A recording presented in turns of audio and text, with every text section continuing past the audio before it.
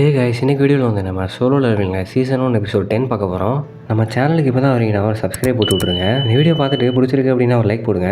Anime சீரிஸ்லேயே உங்களோட favourite series என்ன அப்படின்றத கமெண்ட்ஸில் சொல்லுங்கள். வாங்க இப்போ கதைக்குள்ள போகலாம். லாஸ்ட் எபிசோடில் பார்த்தீங்க அப்படின்னா அந்த பீலாங்க் லெவலில் இருக்கிற ஹண்டர் வந்து ஒரு கெட்டவனாக வந்திருப்பான். இவங்க எல்லாரையும் கொல்ல பார்த்துருப்பான். அவன் கூட சங் ஃபைட் பண்ணி அவனை கடைசியில் கொன்றுவான்.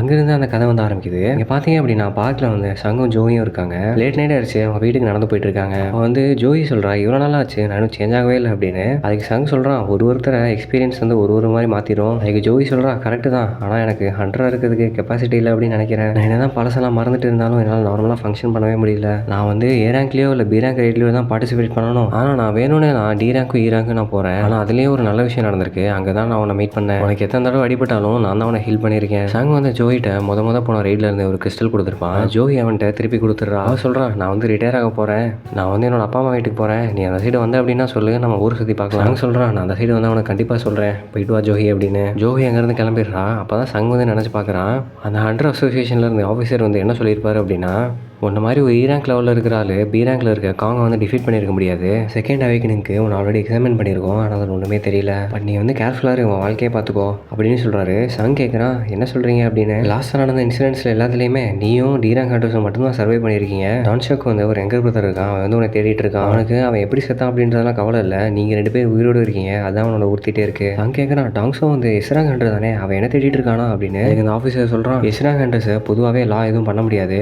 ஏன்னா ஸ்டேட்டே அவங்கள நம்பி தான் இருக்கு. உண்மையை சொல்ல போனா பீஸ்ட் எல்லாம் யாரை பார்த்து பயப்படுமோ அவன் வந்து உன்னை தேடிட்டு இருக்கான் அப்படின்னு சொல்லிட்டு அந்த இடத்துல இருந்து அவர் கிளம்பிடுறாரு. என்னையும் என்னோட ஃபேமிலியும் நான் தான் ப்ரொடெக்ட் பண்ணணும். சங் நினைக்கிறான் இப்போ நான் டெவலப் பண்றதுக்கு இன்னொரு ஒரு ஸ்ட்ராங்கான ரீசன் கிடைச்சிருக்கு. இவன் வந்து பார்த்தோம் அப்படின்னா ஜினுவும் சங்கும் அவங்களோட ரைடெல்லாம் அட்டன் பண்ணிட்டு இருக்காங்க. ஜினு வந்து அவன் சொன்ன மாதிரி ரைடுக்கு வந்து ஆள்லாம் சேர்த்துட்டான். ஆனால் அவங்களுக்கு டீமேட்டை யாரெல்லாம் இருக்கு அப்படின்னு பார்த்தோம்னா அடிபட்டவங்களும் குடிகார ஹண்டர்ஸும் தான். நம்ம பர்பஸ்க்கு இந்த ஆளுகள்லாம் கரெக்டாக இருப்பாங்கல்ல, நம்ம பிளான் பண்ண மாதிரி அவங்கலாம் ரைடெல்லாம் அட்டன் பண்ண வேணாம். நமக்கு தேவை வந்து 8 பேர் தானே, அது ஃபில் ஆயிடுச்சு, அது வரைக்கும் சந்தோஷம் தான். சங் வந்து ஒருத்திக்கு பார்த்து கேட்குறான் என்னடா ஸ்கூல் குழந்தையெல்லாம் கூப்பிட்டுருக்கு அப்படின்னு. ஏஜ் எல்லாம் ஒன்றும் பிரச்சனை இல்லை, அவங்க வந்து ஹண்டர்ஸாக இருந்தால் போதும் அப்படி தானே அப்படின்னு அவன் கேட்குறான். அவங்க பேசுறது வந்து அந்த குட்டி பொண்ணு வந்து பார்த்துட்டா. அவள் வந்து அவங்கள்ட்ட சொல்கிறான் நீங்கள் ரூடாக பேசுறீங்க, நான் குட்டி பொண்ணாக இருந்தால் என்ன ஹண்டராக இருக்கேன் அது போதாதா அப்படின்னு. சங் வந்து கேட்குறான் அவனுக்கு எக்ஸ்பீரியன்ஸ் இருக்கா, நீ ரேங்க் லெவல் தானே அப்படின்னு. அதுக்கு அவள் சொல்கிறான் நான் ரேங்காக இருந்தால் என்னப்போ, சரி அதெல்லாம் இங்கே முக்கியம் இல்லை, நீங்கள் எல்லாருமே இங்கே வெயிட் தான் பண்ண போகிறீங்க, நானும் ஜினு மட்டும் தான் டஞ்சனுக்குள்ளே போக போகிறோம். அங்கே இருக்க எல்லாரும் கேட்குறாங்க உண்மையிலே நீங்கள் 2 பேர் மட்டும் தான் போக போகிறீங்களா, நாங்களாம் அப்போ இங்கேயே வெயிட் பண்ணலாமா அப்படின்னு. இங்கே வெயிட் பண்ணுறதுக்கு $3 million கொடுக்குறீங்களா அப்படின்னு கேட்குறாங்க. ஆமாம் அது வந்து கரெக்டு தான், ஒரு ஆளுக்கு ஒரு ரைடு போனாங்க அப்படின்னா $3 million கிடைக்கும். ஆனால் ஒரு விஷயம், நீங்கள் இந்த மாதிரி டீல் இருக்குது அப்படின்றத வெளியில் யார்ட்டையுமே சொல்லக்கூடாது. சங் வந்து அந்த நேரத்தில் ஒரு மேஜிக் ஸ்டோன் எடுக்கிறான். அந்த ஸ்டோன் யார்கிட்ட வந்தது அப்படின்னா லாஸ்ட் எபிசோடில் காங் ஹண்டர் வந்து டிஃபீட் பண்ணியிருப்பான், அவன்கிட்ட வந்தது. அது வந்து ஒரு ஸ்டெல்த் மேஜிக் இருக்கிற ஒரு ஸ்டோனு. அதை வந்து அவன் உடச்சு யூஸ் பண்ணிக்கிறான். அவனுக்கு இப்போ ஸ்டெல்த் பவர் வந்து அக்வயர் ஆயிடுச்சு. பின்னாடி திரும்பி பார்த்தோம் அப்படின்னா ஜினோ வந்து ஒரு காஸ்ட்லியான சைனீஸ் ஃபுட் ஒன்று போட்டு வரான். பார்த்து கேட்குறான் என்னடா அது, இது எதுக்கு போட்டு வர அப்படின்னு. ஆமாம் நம்ம 2 பேர் மட்டும் தான் போகிறோம் அப்படின்னா எனக்கு வந்து எக்ஸ்ட்ரா ப்ரொடெக்ஷன் தேவையில்ல, அதுக்கு தான் அப்படின்னு சொல்கிறான். சங் வந்து விளையாட்டுத்தனமாக சிரிச்சிட்டு அவனை தள்ளி விட்டுறான். ஜினோவால் எந்திரிக்கவே முடியல, கீழே விழுந்துடுறான். அவங்க 2 பேரும் டஞ்சனுக்குள்ள ரைடுக்கு போயிடுறாங்க. வெளியில் இருக்கவங்க சொல்கிறாங்க யாரும் இவங்க முட்டாளாக இருக்கானுங்க, இவங்க பண்ணுறது ஒரு பெரிய தப்பாக இருக்க போகுது அப்படின்னு சொல்கிறானுங்க. இவன் வந்து ஸ்கூலில் கிளாஸ் நடந்துட்டு இருக்கு. சங்கோட தங்கச்சி வந்து உட்காந்துருக்கா. என்னன்னைக்கு சாங்லேயே வந்து லீவ் போட்டாலா அப்படின்னு அவன் சொல்கிறான். இப்போ தான் நமக்கு ஒரு விஷயம் புரிய வருது, ரைட் அட்டென்ட் பண்ண பொண்ணு வந்து சங்கோட தங்கச்சியோட ஃப்ரெண்டு தான். அவங்க 2 பேரும் ரைடுக்கு போயிட்டு 1 hour ஆச்சு, அவங்க திருப்பி வரவே இல்லை. மற்ற ஹண்டர்ஸ் எல்லாருமே வெளியில் நின்று பேசிகிட்டு இருக்காங்க. கொஞ்சம் நேரத்தில் உள்ளேருந்து ஜினோவும் சங்கும் வெளியில் வந்துடுறாங்க.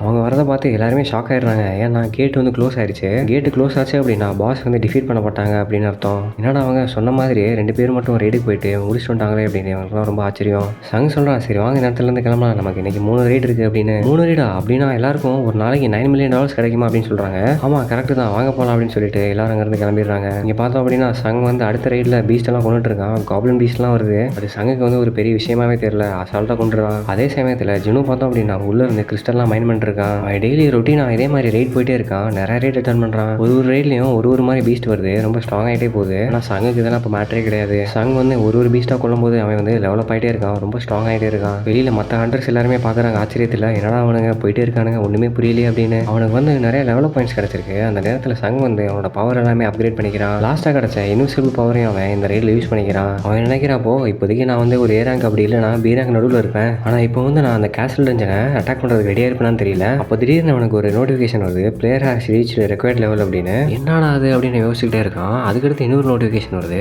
Job change quest has been ordered அப்படின்னு. கட் பண்ணிட்டு இங்கே பார்த்தோம் அப்படின்னா ஒரு கில்டோட ஆஃபீஸில் வந்து ஒரு மேனேஜர் பேசிட்டு இருக்கான். அவன் வந்து ஒரு விஷயத்தை ரொம்ப சஸ்பீஷியஸாக பார்க்குறான் கம்ப்யூட்டரில். என்ன அப்படின்னா சீராங் கேட்ஸ் வந்து ஆப்ஷன் பண்ணுறாங்க, அது ஆன்லைனில் போயிட்டு இருக்கு. 150 மில்லியன் வந்து கொடுத்துருக்காங்க. எவன்டா அது 150 மில்லியன் கொடுத்து சீராங் கேட்ஸுக்கு ரைட்ஸ் வாங்குறா அப்படின்னு அவன் யோசிக்கிறான். அதுக்கு அவன் ஜூனியர் சொல்கிறான், ஒரே ஒரு ஸ்ட்ரைக் டீம் மட்டும் தான் மார்க்கெட்டோட டபுள் ரேட்டுக்கு வாங்குறாங்க அப்படின்னு. அதில் ஜினோ அப்படின்னு போட்டிருக்கு, யோஜின் கன்ஸ்ட்ரக்ஷன்ஸோட பிரசிடென்ட்டோட 2வது பையன் அப்படின்னு. என்னது யோஜின் கம்பெனியா அப்படின்னு ஷாக் ஆகிறான். இது என்னடா புதுசாக பணக்கார விளையாட்டாக இருக்குது அப்படின்னு யோசிக்கிறான். ஏதோ பெருசாக இருக்குது அப்படின்னு அவன் சஸ்பெக்ட் பண்ணுறான். அதில் கீழே வந்து சங்கோட நேம் இருக்குதையும் பார்த்துட்டு ஷாக் ஆயிடுறான். என்னடா இது ஒரே சஸ்பீஷியஸாக இருக்குது அப்படின்னு. இதில் ஏதோ ஒரு பெரிய சதி இருக்குது அப்படின்னு நான் நினைக்கிறேன் அப்படின்ட்டு அவன் யோசிக்க ஆரம்பிச்சிட்டான். இங்கே பார்த்தோம் அப்படின்னா சங்கும் ஜினோ ரைடாக போயிட்டு அவன் முடிச்சுட்டு வெளியில் வந்துட்டு இருக்காங்க. நடக்கிறது எல்லாத்தையுமே அந்த சின்ன பொண்ணை பார்த்துட்டு வேடிக்கை பார்த்துட்டு இருக்கா. ரொம்ப சர்ப்ரைஸ் ஆயிடுறா. சங் நடந்து போகிறத வந்து அவள் பார்த்துட்டே இருக்கா. சங் வந்து கேட்குறான், என்னாச்சு அப்படின்னு. ஒன்றும் இல்லை அப்படின்னு அவன் சொல்லிடுறா. இங்கே வந்து அந்த கில்டோட ஆஃபீஸில் மேனேஜருக்கு வந்து சந்தேகம் வந்துருச்சு. தங்க வந்து ஒரு வேலை டபுள் அவேக்னிங் எடுத்துகிட்டு போனோம் அப்படின்னு. அவன் ஜூனியர் கேட்குறான், எதை வச்சு எப்படி சொல்கிறீங்க? அதுக்கு அவன் சொல்கிறான், முதல்ல அந்த டபுள் டென்ஜென்ட்டில் நடந்தது, அதுக்கப்புறமா டோன்சோக் இறந்தது, அப்புறமா லாஸ்ட்டாக காங் வந்து இறந்தது. இது 3 இன்சிடென்ட்லேயுமே சங் வந்து அந்த இடத்துல இருந்திருக்கான். அவன் மட்டும் தப்பிச்சு வந்திருக்கான். பார்த்தா ஜூனியர் சொல்கிறான், ஆமாம் எனக்கும் சந்தேகமாக தான் படுது அப்படின்னு. 2 பேரும் அந்த ஆஃபீஸ்லேருந்து கிளம்பி ஒரு இடத்துக்கு போகிறாங்க. ஜூனியர் கேட்குறான், எங்கே நம்ம போகிறோம் அப்படின்னு. நான் வந்து அவங்க ரைட் பண்ணுற இடத்த ஸ்கவுட் பண்ண போகிறேன் அப்படின்னு சொல்கிறான். அந்த கேட் கிட்ட நடக்கிறதெல்லாம் பார்த்துட்டு ஷாக் ஆயிடுறான். என்னடா அது பிக்னிக் மாதிரி உட்காந்துருக்கீங்க எல்லாரும் அப்படின்னு. அந்த சின்ன பொண்ணு வந்து சொல்கிறான் அவங்கள்ட்ட, இந்த ஏரியாவுக்கு நீங்கள் வரக்கூடாது, இது வந்து ஹண்டர்ஸ்க்கு மட்டும்தான் அப்படின்னு. அதுக்கு அந்த மேனேஜர் சொல்கிறான், ஐயோ சாரி மன்னிச்சிருங்க, நாங்கள் தெரியாமல் சைடு வந்துட்டோம், ஏதோ ஹண்ட் நடக்குதுன்னு சொன்னாங்க, அதான் பார்த்துட்டு போகலான்னு வந்தோம். அவன் கேட்குறான், என்ன வெளியில் எல்லாருமே சேர் போட்டு உட்காந்துருக்கீங்க, யாருமே போகல அப்படின்னு. இல்லை நாங்கள் போகல, எல்லாருமே இங்கே தான் இருக்கோம் அப்படின்னு அவன் சொல்கிறான். அப்போ வந்து அந்த மேனேஜர் உண்மையை புரிஞ்சுக்கிறான், ஹண்டரும் ஜினுவும் மட்டும் தான் உள்ள போயிருக்காங்க அப்படின்னு. இப்போ வந்து அவன் இந்த விஷயத்தை கன்ஃபார்மே பண்ணிட்டான். சரி ஓகே நான் இங்கேருந்து கிளம்புறேன் அப்படின்னு சொல்லிட்டு அங்கேருந்து கிளம்பிட்டான்.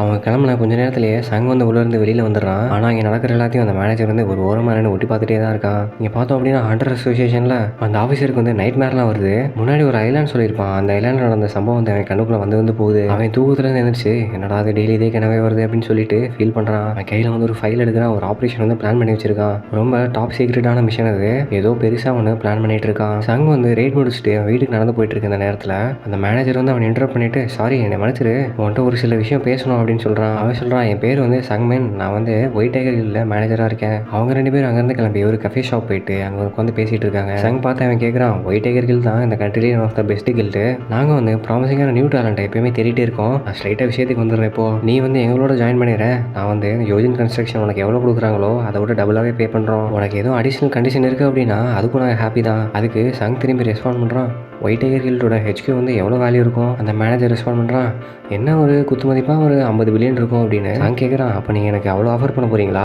அந்த மேனேஜர் சொல்கிறான், என்ன சொல்கிறேன் எனக்கு ஒன்றுமே புரியலையே அப்படின்னு. எனது 30 பில்லியனா அப்படின்னு ஷாக் ஆயிடுறான். தாங்க சொல்கிறான், ஆமாம் யோஜின் கன்ஸ்ட்ரக்ஷன் வந்து எனக்கு அவ்வளோதான் கொடுக்குறது ஆஃபர் பண்ணியிருக்காங்க. நீ வந்து எனக்கு டபுளாக தரேன்னு வேறு சொன்னேன், உனக்கு ஓகேவா அப்படின்னு கேட்குறான். நீ நம்பல அப்படின்னா என்கிட்ட டாக்குமெண்ட் இருக்குது பார்க்குறியா அப்படின்ட்டு அவன் ஃபோனில் இருந்து டாக்குமெண்ட் எடுத்து காட்டுறான். அதுக்கு அந்த மேனேஜர் சொல்கிறான், இந்த விஷயத்தை நான் ஹையர் ஆஃபீஸில் பேசணும் அப்படின்னு. சரி ஓகே அப்படின்னா நமக்கு இந்த இடத்துல பேசுறதுக்கு எதுவும் இல்லை அப்படின்னு சொல்லிட்டு சங் வந்து எந்திரிச்சு கிளம்புறான். மேனேஜர் நினைக்கிறான், ஐயோடா நான் வழக்கம் போல் ரொம்ப அவசரப்பட்டுட்டேன் அப்படின்னு. போகும்போது சங் வந்து அவன்கிட்ட கேட்குறான், என்னை பற்றி உனக்கு எப்படி தெரிஞ்சது அப்படின்னு.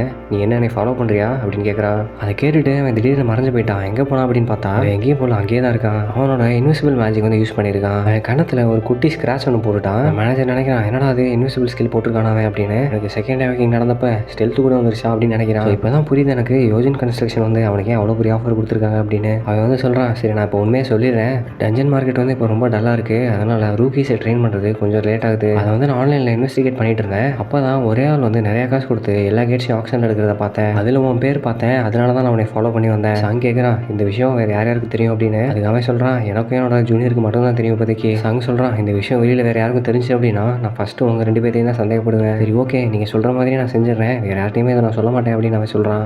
சீராங் டஞ்சனில் ஆக்ஷன் எடுக்கிறோம் அப்படின்றத நீங்கள் தப்பாக எடுத்துக்காதீங்க, ஆனால் இன்னும் கொஞ்சம் நாளைக்கு நாங்கள் அப்படி தான் பண்ணிட்டு இருக்கோம். அதனால நான் உனக்கு இப்போ ஒரு டீல் தரேன். அது என்ன டீல் அப்படின்னா, நான் வந்து உனக்கு 3 சீகேட் ரைட்ஸை கொடுக்குறேன். இதை நீ ரிஃப்யூஸ் பண்ணிட்டு அப்படின்னா உங்களோட கம்பெனி வந்து அடுத்து சீராங் கேட்ஸே நீங்கள் எடுக்க முடியாது. அதுக்காக சொல்கிறான், சரி ஓகே நான் எடுத்துக்கிறேன், ஆனால் எவ்வளோது அப்படின்னு கேட்குறான். ஒரு கேட்டுக்கு 300 மில்லியன் அப்படின்னு சங் சொல்கிறான். இது 300 மில்லியனா அப்படின்னு அவன் கேட்குறான். டஞ்சனில் கிடைக்கிற பொருள் எல்லாமே மேக்ஸிமம் 200 மில்லியன் தான் வரும், இது ரொம்ப அதிகமாக இருக்கே அப்படின்னு அவன் சொல்கிறான். நீ வந்து கொஞ்சம் ப்ரைஸை குறைச்சிக்கிறியா அப்படின்னு கேட்குறான். சங் வந்து உடனே ஓகே அப்படின்னு சொல்லிட்டான். அவங்க 2 பேரும் அங்கே டீல் முடிச்சுட்டு கிளம்பிடுறாங்க. போகிறப்போ சங் வந்து சொல்கிறான், நீ உன்னோட கண்ணை மூடிட்டு உன் வாயை தர, உன்னை நான் ஹர்ட் பண்ண மாட்டேன் அப்படின்னு சொல்லிட்டு பாக்கெட்லேருந்து ஒரு மேஜிக் போஷன் எடுத்து அவன் வாயில் ஊற்றுறான். அவனுக்கு கண்ணத்தில் பட்டிருந்த அடி வந்து உடனே சரியாயிடுச்சு. நீ எனக்கு டீல் கொடுக்குற அப்படின்னா நீ என்னை நம்புறது தானே அப்படின்னு அந்த மேனேஜர் கேட்குறான். அது வந்து நீ இந்த விஷயத்தை வெளியில் சொல்லாத வரைக்கும் தான் அப்படின்னு சங் சொல்கிறான். சங் வந்து அங்கேருந்து வீட்டுக்கு வந்துடுறான். அப்போ பார்த்தீங்க அப்படின்னா அந்த மேனேஜர் வந்து சங்குக்கு ஃபண்டெல்லாம் ட்ரான்ஸ்ஃபர் பண்ணிட்டான். அவன் ஆன்லைனில் பார்த்தப்ப தான் தெரிஞ்சது மொத்த வேல்யூவே 70 மில்லியனுக்கு தான் போயிருக்கு. இவன் மட்டும் தான் 300 மில்லியனுக்கு அதை வாங்கிட்டு வந்திருக்கான். அப்போ தான் புரிஞ்சுக்கிறான் சங் வந்து இவனை ஸ்கேம் பண்ணிட்டான் அப்படின்னு. அப்போ தான் அந்த மேனேஜர் நினைக்கிறான், நான் ஸ்கவுட் பண்ணுறதுலேயும் தப்பு பண்ணிட்டேன், இப்போ ஸ்கேம் வேறு ஆகிட்டேனே அப்படின்னு. அப்போ தான் அந்த மேனேஜருக்கு ஒரு மெசேஜ் வருது.